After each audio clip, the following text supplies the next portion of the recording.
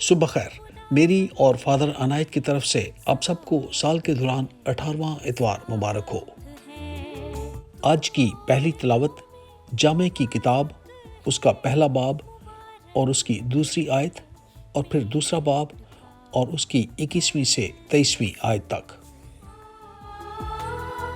آج کی پہلی تلاوت میں ہم سنیں گے کہ اگرچہ انسان بہت محنت کرتا ہے لیکن اس کے باوجود اسے بہت سی مشکلات کا سامنا ہوتا ہے، لیکن یہ سب زندگی کا حصہ ہے۔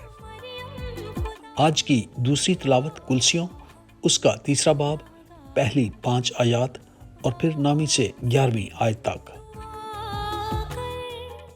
آج کی دوسری تلاوت میں ہم سنیں گے کہ ہماری ہر صورتحال میں مسیح خداوند ہی ہمارا نجات دہندہ ہے۔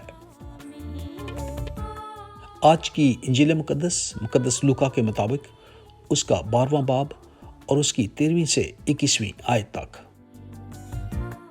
پھر ہجوم میں سے کسی نے اس سے کہا کہ اے استاد، میرے بھائی سے کہہ کہ میراث کا میرا حصہ مجھے دے۔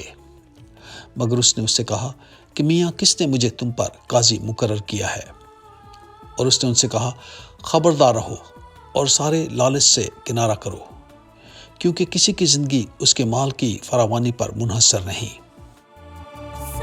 اور اس نے ان سے ایک تمثیل کہی کہ کسی دولت مند کی زمین میں بہت فصل ہوئی، اور وہ اپنے دل میں سوچ کر کہنے لگا کہ میں کیا کروں، کیونکہ میرے ہاں جگہ نہیں اور جہاں اپنی پیداوار جمع کروں۔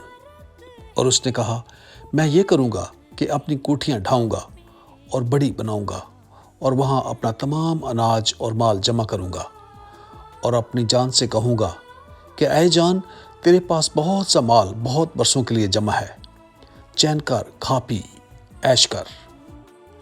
مگر خدا نے اس سے کہا، اے نادان، اسی رات تیری جان تجھ سے طلب کر لی جائے گی۔ بس جو تو نے تیار کیا ہے وہ کس کا ہوگا؟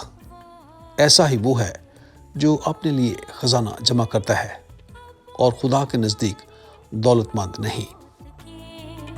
پھر اس نے اپنے شاگردوں سے کہا، اس لیے میں تم سے کہتا ہوں کہ اپنی جان کے واسطے فکر نہ کرو کہ ہم کیا کھائیں گے، اور نہ بدن کے لیے کہ کیا پہنیں گے، کیونکہ جان خوراک سے زیادہ قدر رکھتی ہے اور بدن پوشاک سے۔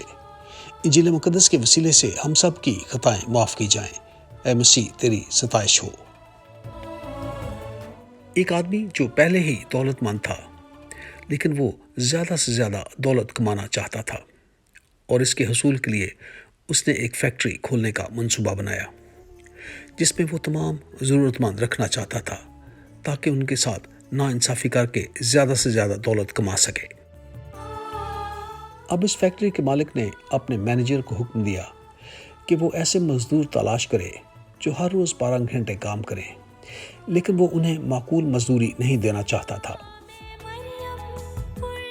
اب اس فیکٹری کے مالک کو بہت سے ایسے مزدور مل گئے جو اس کے لیے دن رات کام کرنے کے لیے تیار تھے، مگر یہ انہیں غلاموں کی طرح استعمال کرتا۔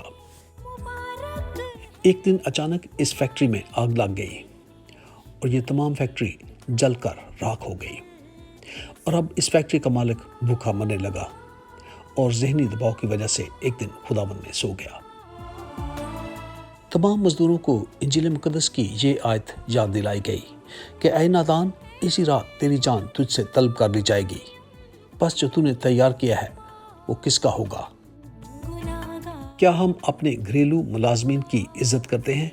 یاد رکھیے، خدا ہمیں بہت پیار کرتا ہے، اور امید ہے کل آپ سے دوبارہ ملاقات ہوگی۔ خدا آپ کو بہت برکت دے۔ آمین۔